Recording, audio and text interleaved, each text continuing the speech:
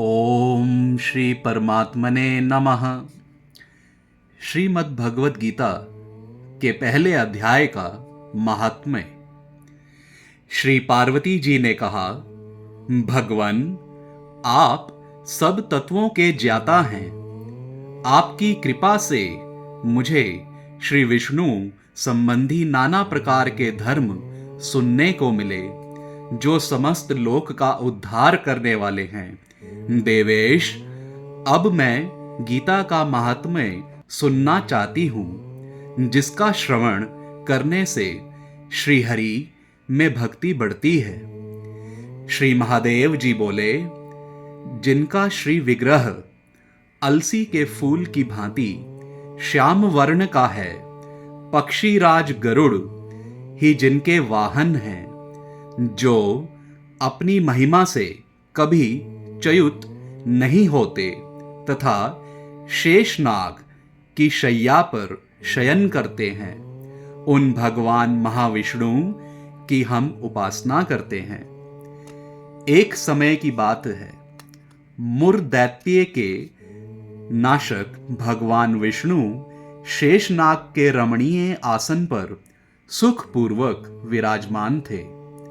उस समय समस्त लोकों को आनंद देने वाली भगवती लक्ष्मी ने आदर पूर्वक प्रश्न किया। श्री लक्ष्मी जी ने पूछा, भगवान, आप संपूर्ण जगत का पालन करते हुए भी अपने ऐश्वर्य के प्रति उदासीन से होकर जो इस क्षीर सागर में नींद ले रहे हैं, इसका क्या कारण है?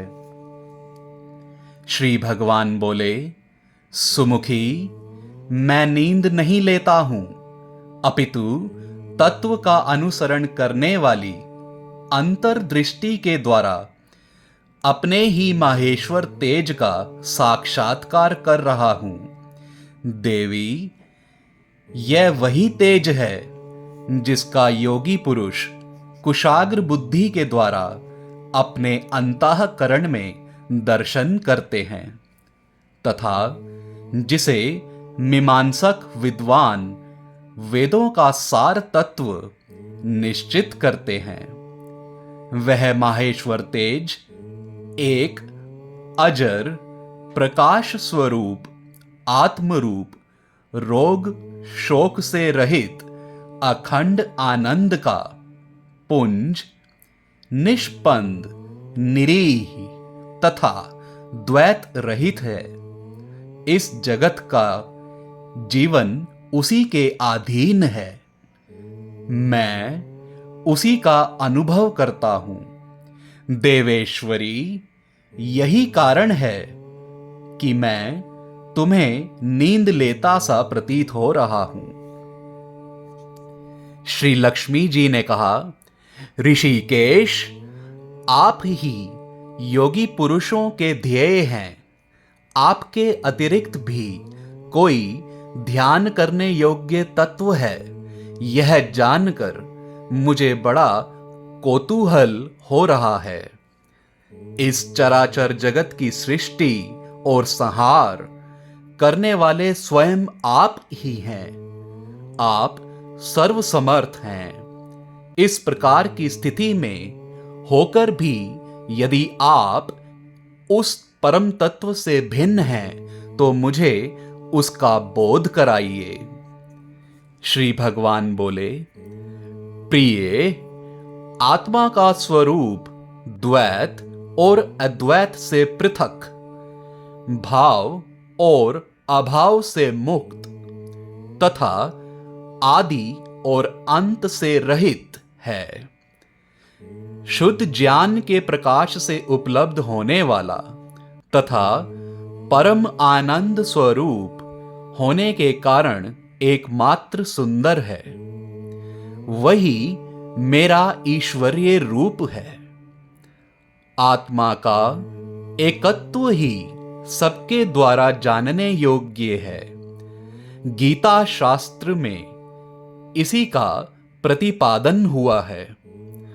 अमित तेजस्वी भगवान विष्णु के ये वचन सुनकर लक्ष्मी देवी ने शंका उपस्थित करते हुए कहा, भगवान, यदि आपका स्वरूप स्वयं परमा आनंदमय और मन वाणी की पहुंच के बाहर है, तो गीता कैसे उसका बोध कराती है? मेरे इस संदेह का आप निवारण कीजिए। श्री भगवान बोले, सुंदरी सुनो, मैं गीता में अपनी स्थिति का वर्णन करता हूं। क्रमशः 5 अध्यायों को तुम 5 मुख जानो, 10 अध्यायों को 10 भुजाएं समझो तथा 1 अध्याय को उदर और 2 अध्यायों को दोनों चरण कमल जानो। इस प्रकार यह 18 अध्यायों की वाममयी ईश्वरीय मूर्ति ही समझनी चाहिए। यह ज्ञान मात्र से ही महान पातकों का नाश करने वाली है। जो उत्तम बुद्धि वाला पुरुष गीता के 1 या आधे अध्याय का अथवा 1 आधे या चौथाई श्लोक का भी प्रतिदिन अभ्यास करता है, वह सुशर्मा के समान मुक्त हो जाता है। श्री लक्ष्मी जी ने पूछा, देव, सुशर्मा कौन था? किस जाति का था और किस कारण से उसकी मुक्ति हुई? श्री भगवान बोले, प्रिय, सुशर्मा बड़ी खोटी बुद्धि का मनुष्य था। पापियों का तो वह शिरोमणि ही था। उसका जन्म वैदिक ज्ञान से शून्य एवं क्रूरतापूर्ण कर्म करने वाले ब्राह्मणों के कुल में हुआ था। वह ना ध्यान करता था, ना जप, ना होम करता था, ना ही अतिथियों का सत्कार। वह लंपट होने के कारण सदा विषयों के सेवन में ही आसक्त रहता था। हल जोतता और पत्ते बेचकर जीविका चलाता था। उसे मदिरा पीने का व्यसन था तथा वह मांस भी खाया करता था।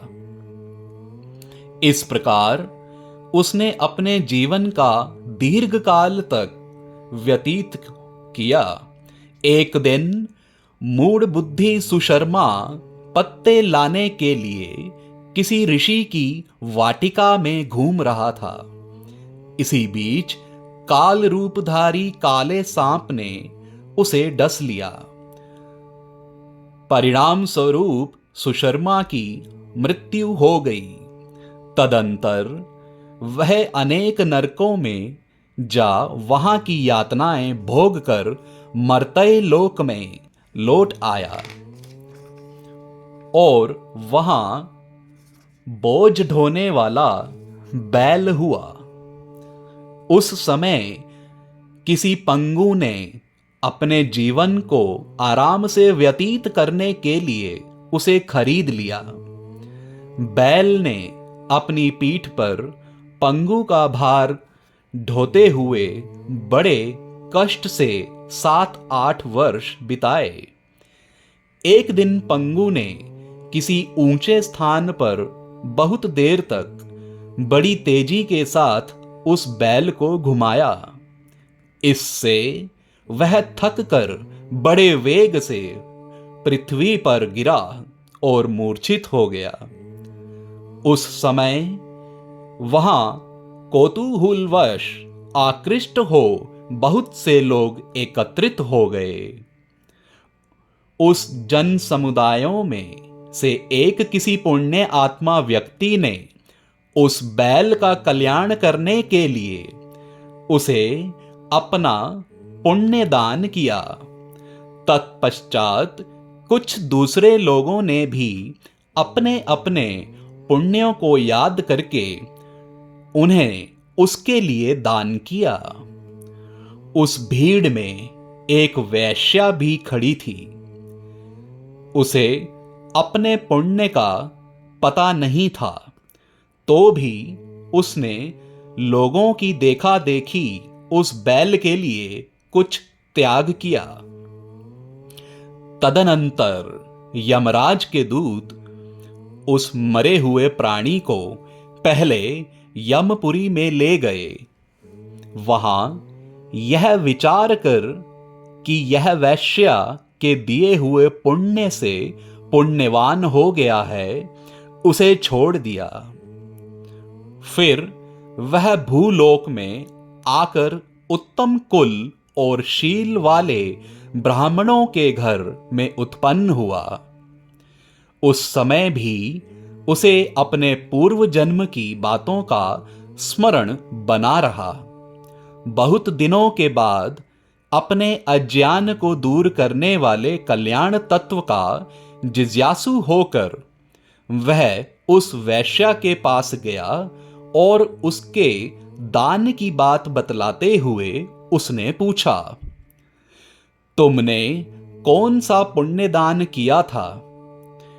वैश्या ने उत्तर दिया, वह पिंजरे में बैठा हुआ तोता प्रतिदिन कुछ पढ़ता है, उससे मेरा अंतःकरण पवित्र हो गया है। उसी का पुण्य मैंने तुम्हारे लिए दान किया था। इसके बाद उन दोनों ने तोते से पूछा। तब उस तोते ने अपने पूर्व जन्म का स्मरण करके प्राचीन इतिहास कहना आरंभ किया। शुक बोला, पूर्व जन्म में मैं विद्वान होकर भी विद्वता के अभिमान से मोहित रहता था। मेरा राग द्वेष इतना बढ़ गया था कि मैं गुणवान विद्वानों के प्रति भी ईर्ष्या भाव रखने लगा। फिर समयानुसार मेरी मृत्यु हो गई और मैं अनेकों घृणित लोकों में भटकता फिरा। उसके बाद इस लोक में आया।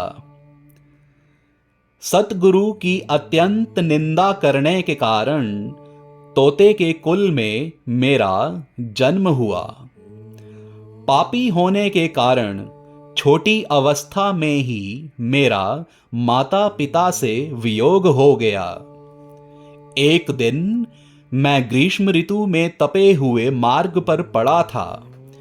वहां से कुछ श्रेष्ठ मुनि मुझे उठा लाए और महात्माओं के आश्रय में आश्रम के भीतर एक पिंजरे में उन्होंने मुझे डाल दिया। वहीं मुझे पढ़ाया गया। ऋषियों के बालक बड़े आदर के साथ गीता के प्रथम अध्याय की आवृत्ति करते थे।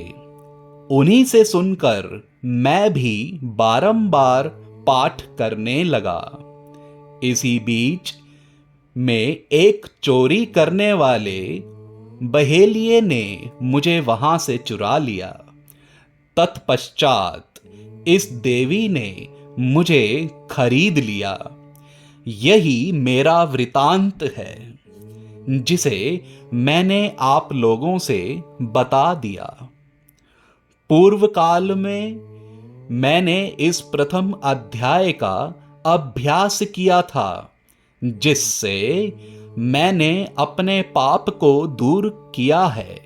फिर उसी से इस वैश्या का भी अंतःकरण शुद्ध हुआ है और उसी के पुण्य से ये द्विज श्रेष्ठ सुशर्मा भी पाप मुक्त हुए हैं।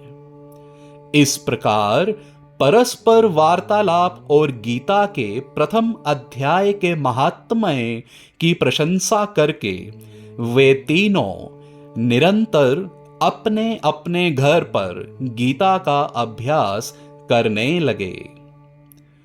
फिर ज्ञान प्राप्त करके वे मुक्त हो गए।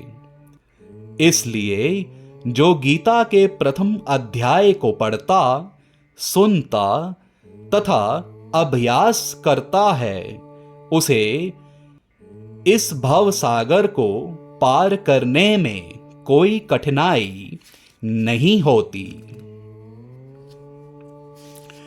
ओम श्री परमात्मने नमः।